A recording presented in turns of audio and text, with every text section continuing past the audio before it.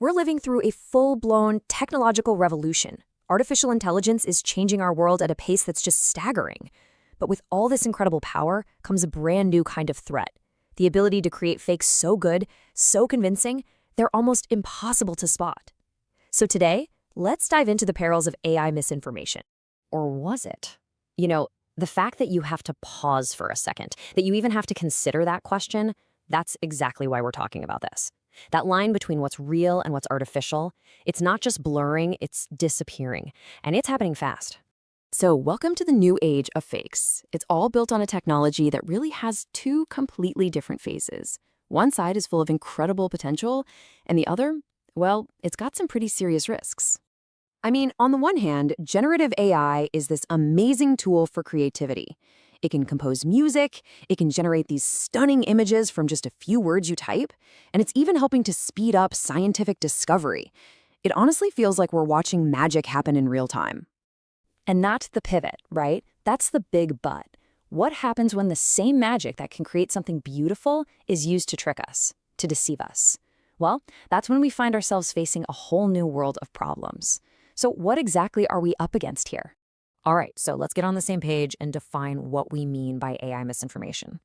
What really makes this new breed of fake so different from what we've seen before? Look, this is not about a clumsy Photoshop job or a silly rumor your uncle forwards in an email. We are talking about mind-blowingly realistic videos, voices, and articles, all cooked up by an AI for one specific purpose: to fool you. And when you compare it to the old school stuff, the difference is just stark. Traditional misinformation, that took time and a lot of effort. AI can pump out thousands of different versions in seconds. It can even tailor a fake message specifically for you, making it way more believable. And here's the most critical part. The quality is so high now that our own eyes and ears often can't tell what's real from what's fake. So what's actually in this new arsenal of deception? Let's pull back the curtain and take a look at the tools of the trade. It really boils down to three key pieces of tech. You got deepfake videos, which can literally put words in someone's mouth, making it look like they said something they never did. Then there's voice synthesis, which can clone a person's voice from a tiny sample to make scam phone calls or fake audio clips. And of course, AI text generators, which can flood the internet with millions of realistic sounding, but completely false, comments and articles to try and sway public opinion. When you have tools this powerful floating around, the consequences are, they're profound. This isn't some theoretical sci-fi threat anymore. It's actively creating a world of doubt that's starting to impact all of us. In the world of politics, the danger is incredibly high. Just imagine a fake video of a candidate supposedly admitting to a crime, and it gets released the day before an election. By the time it's proven to be fake, the damage is already done. This technology is a direct attack on the trust that our democracies are built on.